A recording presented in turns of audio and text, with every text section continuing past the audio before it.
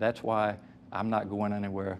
Morning. And they were chanting, they were protesting. Noon. It's a stunning development, and we've said that a lot this past week. And night. For more than a week, the grounds of the Virginia State Capitol, ground zero for one of the biggest political scandals in the country. Well, it's not me. Governor Ralph Northam and Attorney General Mark Herring both have admitted to wearing blackface in the early 1980s. Good to see you. While Lieutenant Governor Justin Fairfax has been accused of sexual assault by 2 women. No inappropriate contact whatsoever. As new developments seem to emerge every hour, one figure on Capitol Square stands still, a stoic presence in the midst of all the chaos. This statue of Oliver Hill is part of the Virginia Civil Rights Memorial, located just a few yards away from the Executive Mansion. An attorney who battled Jim Crow and fought to integrate schools, Hill died in 2007. But what would he have to say about the controversies rocking the Capitol in his hometown? I have thought about that a lot. This college professor can venture a very educated guess. He was really big on history and on people understanding history. Dr. Oliver Hill Jr. is a professor of psychology at Virginia State University, and like his father, a respected voice in the community. And the blackface issue is just a symptom of a larger lack of understanding across races, across gender, across almost any divide we can think of. Dr. Hill says the situation at the Capitol was messy from the start, but that Northam and Fairfax made things even worse when they attempted to clean things up. There was both this kind of denial and this wanting to absolve themselves of blame. Both cases, there's a tone deafness that was exhibited.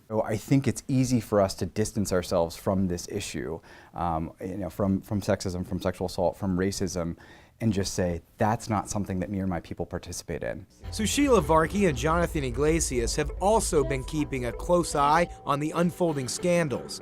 They spend a lot of time at the Capitol advocating on behalf of the victims of sexual assault and domestic violence. We can both believe survivors and respect the fact that a story is being shared, and also agree that someone is not necessarily disposable of, or that a judgment doesn't need to be passed immediately. They have this to say to those who question the timing of certain allegations, like the claims made against the lieutenant governor. I can understand where you're coming from in thinking, why is this only coming forward now?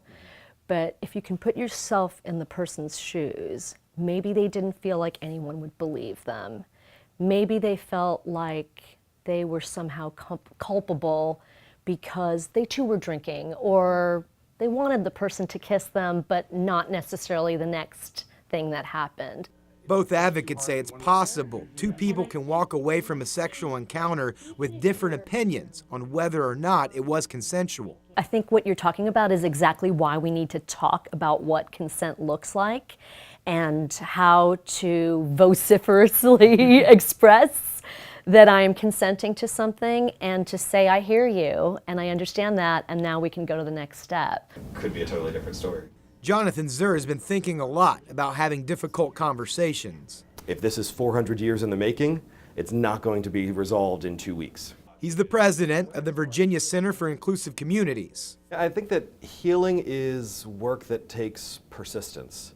And so it requires us to stay focused. Zur says he's hopeful Virginians will take this moment to have uncomfortable and frank talks about race. I often will ask folks who are concerned about saying the wrong thing, what's the worst thing that can happen if you say the wrong thing?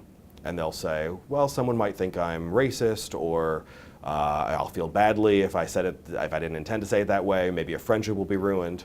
And then I'll say, well, what's the worst thing that happens if you don't say anything at all? And generally the response is, well, nothing changes. Right now, there's a lot of national embarrassment. And so how can we, turn that around? Dr. Hill believes fully exploring the past, no matter how painful, is the best way to move forward. Looking into those dark corners isn't dishonoring America.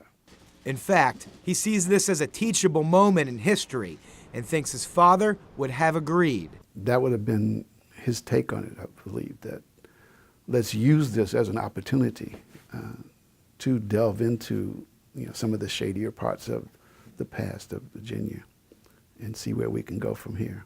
Dr. Hill says he believes in second chances, but thinks it's too late for Northam and Fairfax to be a part of the healing process in Virginia. Varkey and Iglesias say sexual assaults occur more frequently than the number reported to law enforcement. We have a list of resources and a 24-hour helpline number on our website. Working for the state capitol, Jake Burns, CBS 6 News.